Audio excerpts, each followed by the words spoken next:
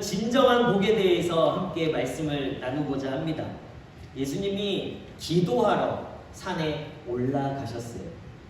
그리고 그곳에서 12명의 제자를 택하셨습니다. 그리고 그들을 사도로 칭하셨어요. 그리고 산에서 내려오시니까요, 예수님을 많은 무리들이 기다리고 있었습니다. 그리고 그 많은 무리들 앞에 예수님께서 이제 좋은 하나님 나라의 복음을 선포하셨습니다. 마태복음 5장에서 7장까지는 우리가 잘 알고 있는 산상수훈이라는 말씀이 기록되어져 있습니다. 그런데 오늘 누가복음 6장은요, 동일한 말씀이지만 오늘 산에서 내려오셔서 평지에서 좋은 말씀을 선포하셨다 해서 평지수훈이라는 별명으로 불려지기도 합니다. 마태복음의 8복은요, 심령이 가난한 자는 복이 있다라는 것에서 말씀을 시작하십니다. 근데 오늘 누가복음의 이 평지수훈에서는요, 가난한 자가 복이 있다라고 말씀을 시작하시면서 택함받은 제자들 그리고 예수님을 기다렸던 많은 무리들에게 이제 예수님이 만들어갈 새로운 세상이 어떠한지, 그리고 그 새로운 세상에서 우리가 어떻게 살아야 하는지에 대해서 말씀을 하세요. 그리고는 4가지 복과 4가지 화에 대해서 예수님이 말씀을 하셨습니다. 오늘 20절 말씀에 보면 예수님께서 눈을 들어 제자들을 보시고 이르시되 너희 가난한 자는 복이 있나니 하나님의 나라가 너희 것이다 라고 말씀을 하십니다. 누가는 여기서 가난이라는 것을요, 영적인 가난만을 말하고 있지 않아요. 마태복음의 산상수훈에는 심령이 가난한 자라고 이야기하고 있지만 누가복음에서 예수님은요, 너희 가난한 자, 실제로 가난한 자들을 향해 말씀을 하셨습니다. 가난한 자가 복이 있다? 여러분, 가난을 좋아할 사람이 있을까요? 가난 좋아하십니까? 굶어보신 경험도 있으시고, 저도 그런 가난의 경험이 있어요. 그래서 막 울었던 적이 있습니다. 왜 내가 이런 집에서 살아야 돼? 어머니, 철없을 때죠. 어떤 상황 속에서 이사를 해야 되는데 이사 간 곳이요, 다세대 주택 지하였어요. 화장실도 공동 화장실이었어요. 그러면서 제가 어릴 때 막 어머니 아버지에게 그런 하소연을 했습니다. 왜 이런 집에서 내가 살아야 돼? 왜 우리는 이런 집에서 살아야 돼? 라고 어머니 아버지를 참 아프게 한 적이 있었던 것 같아요. 그때 기억은 참 싫습니다. 창피해서 친구들을 집에 데려오기도 싫었죠. 친구들은 간식을 사 먹는데요, 저는 돈이 없어서 난 먹고 싶지 않아. 나 원래 간식 안 좋아해. 요새도 제가 간식 안 먹는다고 그러는데 그건 진짜고요. 그 어릴 땐 그랬어요. 돈이 없어서라는 것을 이야기하고 싶지 않아서. 제게는 결코 가난이 복이 아닙니다. 그런데 예수님은 가난이 복이라고 말씀하고 계세요. 그 말씀이 사실은 저에게 크게 와닿지 않았습니다. 복이 무엇일까? 세상에서 말하는 복은요, 잘 먹고 잘 사는 것을 복으로 이야기하고 있어요. 그런데 요즘에는요, 모두가 어느 정도 먹고 삽니다. 그랬더니 이제는 잘 먹고 잘 사는 것을 넘어서서 복이라는 기준이요, 이제 쾌락을 즐길 여유를 복이라고 이야기하고 있어요. 고상한 취미를 가져야 되고, 또 여가 생활을 해야 되고, 1년에 몇 번씩은 해외여행도 다녀봐야 되고, 또 좋은 차, 브랜드가 있는 아파트, 또 주말에는요 캠핑을 가야 되는 것이 요즘 시대에 복받은 사람이라고 이야기해요. 제가 어제 우리 청년들하고 오후 늦게 이렇게 축구하고 돌아오면서 저희 교회차 앞으로, 교회차가 얼마나 늦게 갔으면 BMW가 훅 하고 지나가요. 그래서 제가 청년 사역할 때 한 청년들한테 내 꿈의 차는 BMW X6야 이렇게 이야기한 적이 있습니다. 그런데 몇 년이 지나서 청년 한 명이 저한테 어느 날 연락을 했어요. 목사님, 왜? 기도해 주세요. 왜? 그랬더니 목사님이 BMW X6 타고 싶어 하셔서 제가 그 차를 먼저 타보고 그래서 차를 샀다고 기도해달라고. 담임 목사님도 옆에 계신데 저한테. 그래서 아니다, 담임 목사님 기도해 주셔야지. 아직까지 소식은 없습니다. 목사님이 BMW X6 타고 싶다고 하셨는데 본인이 그 이야기를 듣고요, 본인이 그 삶의 목표를 결국 가진 거예요. 그리고는 그 BMW X6를 탔어요. 그랬더니 제가 이야기를 했더니 옆에 집사님 한 분이 우리 고등학교 학생에게 야 너는 포르쉐 사들인다고 얘기해. 그렇게 될 줄로 믿습니다. 네, 우리 학생들은 다 포르쉐 타고 BMW 타고 아우디 타고 좋은 차, 사람들이 다 칭찬하고 존경받는 그런 차들을 타게 될 줄로 믿습니다. 애들만 하면 안 하네. 요즘 시대의 복은요 그래요. 이제 먹고 사는 걸 넘어서서 내가 여유를 누리는 것이 복이 되어졌어요. 이런 시대 속에서 살아가다 보니까요, 도리어 상대적인 박탈감이 오는 거예요. 제가 지난 명절에 그런 이 상대적인 박탈감 가운데 저희 어머니에게 또 나이 먹고서도 또 철없는 소리를 했죠. 어머니 만나서 왜 처음에 저희 어머니가 장안동에 정착하셨을 때 배밭이었대요. 사람들이 다 버리고 왜 거기에 막대기 하나 못 꽂았냐. 지금 그곳이요, 평당 엄청 막대기만 꽂으면 우리 집 건데요. 왜? 저희 어머니가 웃으면서 그때는 너네 먹여 살리네. 솔직하게요, 우리는요 가난의 복음 받고 싶지 않습니다. 그렇잖아요. 예수님은 하나님을 믿고 말씀을 최고의 가치로 여기며 살아가야 하는 오늘 그리스도인들 저와 여러분에게 가난이 복이라고 말씀하셨어요.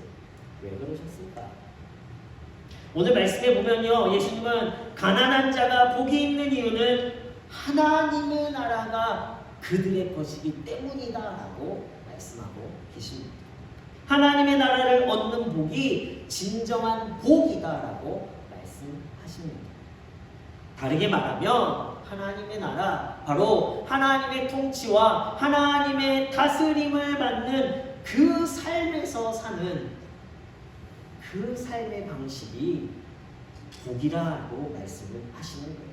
하나님의 나라 바실레이아는요, 지역이나 위치를 말하고 있는 것이 아닙니다. 바실레이아는 하나님의 통치, 다스림 안에 있는 곳은 그 어디나 하나님의 나라라고 말하고 있습니다. 그렇기 때문에 가난한 자들이 받는 복은요, 하나님의 다스림을 그들이 쫓고 하나님의 다스림만을 소망하기 때문에 그들이 복을 받는 거예요. 17절부터 18절 말씀에 보면 병든 자들, 또 귀신 들린 자들, 이런 사람들이 예수님을 기다렸어요.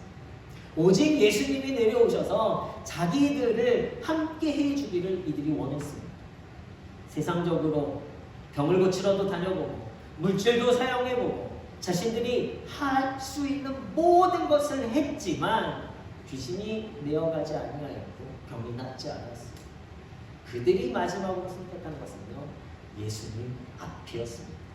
그러할 때에 그들이 모여 병 때문에 귀신 들려 고통스러운 가운데, 때로는 사회적인 차별 속에서, 그리고 가난 속에서 줄이고 우는 자들이 세상 속에서 얻을 것이 없기에 오늘 예수님의 다스림만을 필요해서 예수님 앞에 모였다는 거예요.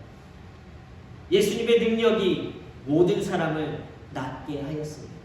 병이 고쳐졌어요. 귀신이 떠나가는 회복의 역사가 일어났습니다. 이것이 예수님이 하셨던 사역이에요. 예수님의 다스리심, 하나님 나라에서 이루어질 모습이 바로 오늘 누가복음 말씀 가운데 보여졌습니다. 예수님의 다스림 안에 있는 자들에게 일어난 실제는요, 세상이 치유할 수 없는 것, 세상이 회복할 수 없는 것들이 치유되어지고 회복되어지고, 울던 자들이 기쁨의 웃음을 갖게 되고, 줄인 자들이 배부름의 축복을 누리게 되어지는, 하나님의 다스림, 하나님의 통치 속에서 바로 가난이라는 것이 복이 되어지는 것입니다. 이것이 우리가 진정으로 누릴 수 있는 복이에요. 실제로 주전 2세기경에요. 유대교에서 가난한 자라는 말은 경건한 신앙입니다. 저 사람은 성자다라고 이 같은 말로 사용을 했다고 합니다. 당시 사상과 도덕과 종교와 윤리까지도 이 알렉산더 대왕이 헬라화 시키려고 했어요. 이 정책을 유대인들이 받아들일 수 없었고, 그리고 그 정책을 받아들이지 않음으로 말미암아 그들은요 어떠한 삶의 거래도 이루어지지 않고 자신의 것을 다 빼앗기는 일들도 있었습니다. 또 계속되는 박해의 시대 속에서 하나님의 신앙을 지키던 사람은요 실제로 가난할 수밖에 없었다고 해요. 그런 의미에서 보면 그 당시에 부유한 자들은 어떤 사람들이었습니까? 복받은 사람이었다기보다는 이방 세력과 타협해서 하나님의 신앙을 포기했던 사람들이 부유해질 수 있었던 거예요. 하나님의 다스림 속에 거하려 가난을 선택한 사람들이었습니다. 가난할지라도 복의 근원이신 하나님의 나라에 살며 그 나라의 복을 소유하기로 선택한 사람들이요 경건한 신앙이 경건한 성도였다는 거예요. 하나님의 다스림 안에 거할 때 얻는 것은요 절대적인 은혜예요. 그러나 하나님의 다스림을 벗어나면요 우리는 상대적으로 우리는 박탈감 가운데 나의 부족함만을 보며 살아가는 거예요. 그 은혜 안에 거하니까요 우리는요 하나님의 그 은혜, 절대적인 그 은혜 가운데 거하며 우리는 어떠한 고백을 합니까? 복 있는 자의 고백, 감사합니다의 고백, 기쁨의 고백을 할 수밖에 없는 거예요. 제가 지난 주간에 여러 통의 전화를 받았는데 참 목회자가 행복할 때는요 성도님들에게 좋은 소식 들을 때 기도했더니 임신해서 아이를 낳게 되었어요. 또 기도했더니 하나님께서 좋은 길을 열어주셨어요. 이런 소식만 들었으면 좋겠어요. 그런데 목회를 하다 보면 그런 소식 밖에 또 다른 일들도 있어요. 기도해 주세요. 몸이 아파서 기도해 주세요. 기도해 주세요. 수술해야 돼요. 기도해 주세요. 이런 이야기를 들으면요, 저 목사가 정말 능력이 많아서 기도합시다. 제가 기도하면 다 낫습니다. 이렇게 말씀드리고 싶은데 그런 것도 있어야 되겠지만 선생님의 목사로서 우리 성도님들에게 드릴 말씀은요, 제가 의학적인 지식도 없고 돈이 많아서 수술비를 대드릴 수도 없고 제가 할 수 있는 건요 기도밖에 없어요. 때로는요 이 기도밖에 없는 것이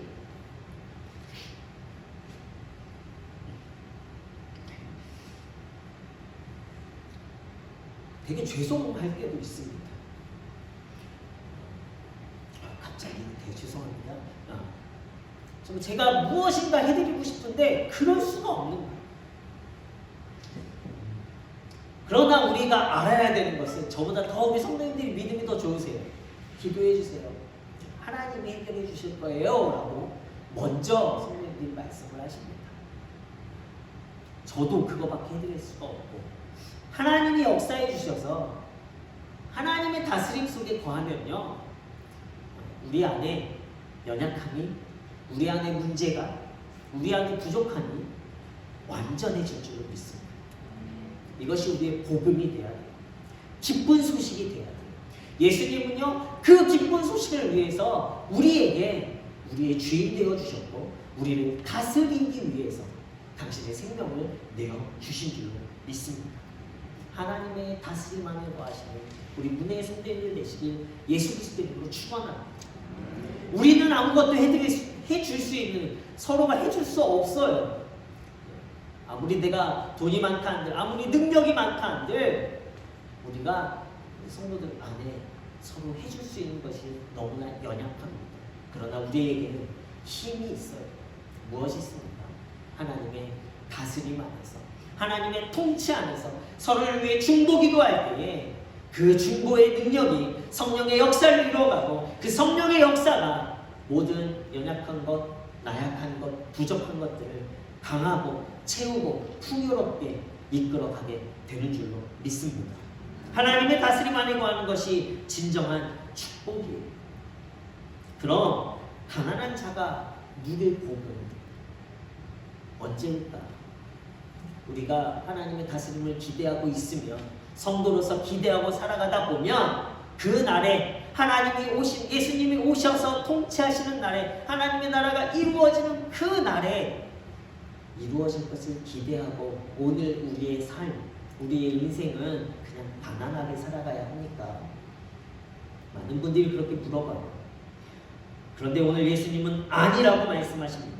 21절 말씀에 보면 예수님이 이렇게 말씀하세요. 지금 줄인 자는 복이 있나니 너희가 배부름을 얻을 것이요, 지금 우는 자는 복이 있나니 너희가 웃을 것이요.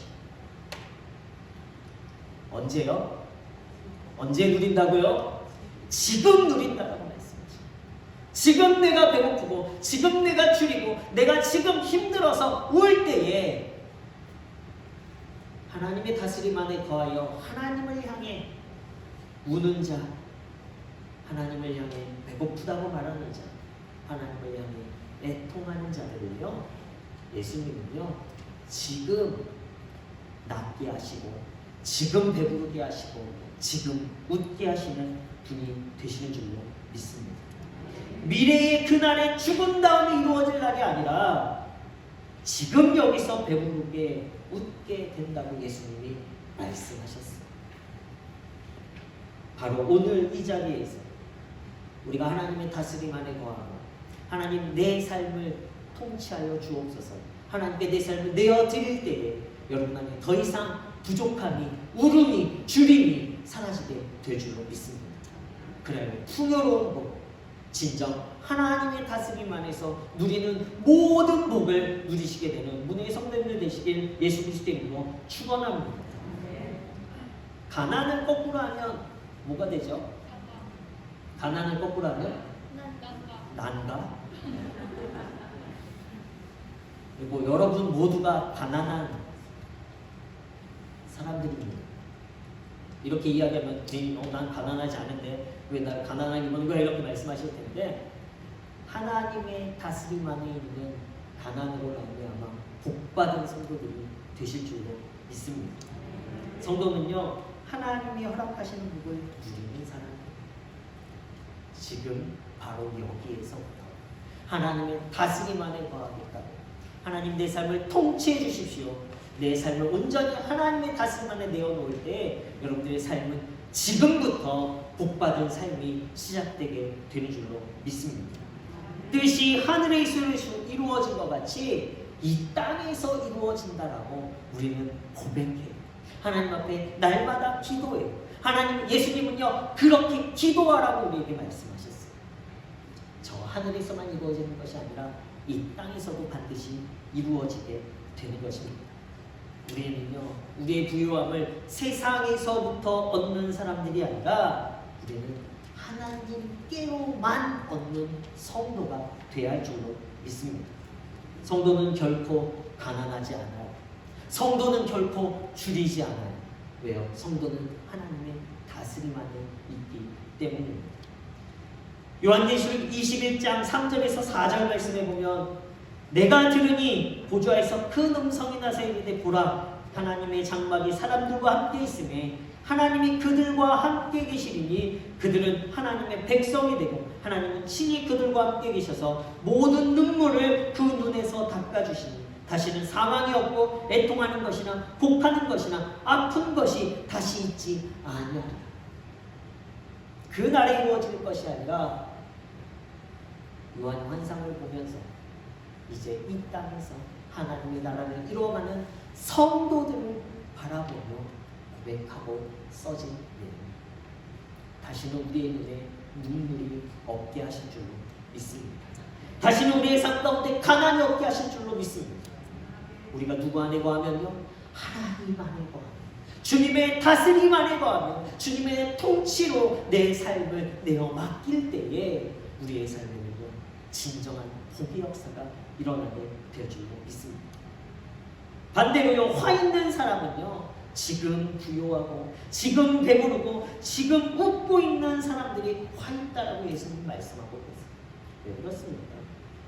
지금 화가 있는 이유는요, 하나님의 다스림을 필요로 하지 않기 때문입니다. 하나님 없이도 저는 잘 먹고 잘 살 수 있어요. 하나님 없이도 나는 아무 문제 없이 살아갈 수 있어요. 그러나 이들의 삶은요, 스스로 지옥을 만들어가고 있는 삶입니다. 하나님의 다스림을 거절하기 때문에 오늘 저와 여러분들은 가난한 성도가 되어야 할 줄로 믿습니다. 하나님의 다스림만을 간구하는 가난한 성도, 복받은 성도 되시길 예수 그리스도의 이름으로 축원합니다. 오늘 내게 부족한 것이 있습니까? 하나님의 다스림 속에서 기다리십시오. 하나님으로부터 부요함을 얻게 될 것입니다. 하나님의 다스림 안에 거한다는 건 하나님의 말씀을 매 시간 가까이 하는 거예요. 또 시간 기도하는 것이 하나님의 다스림 안에 거하는 내 삶이 되는 것입니다. 어려움이 생길 때, 문제가 생길 때 하나님을 신뢰하는 것이 하나님의 다스림을 받는 성도의 모습이에요. 그러할 때 우리의 눈에서 눈물이 아니라 그 눈물을 기쁨으로, 웃음으로, 풍요로움으로 하나님을 바꿔주실 줄로 믿습니다.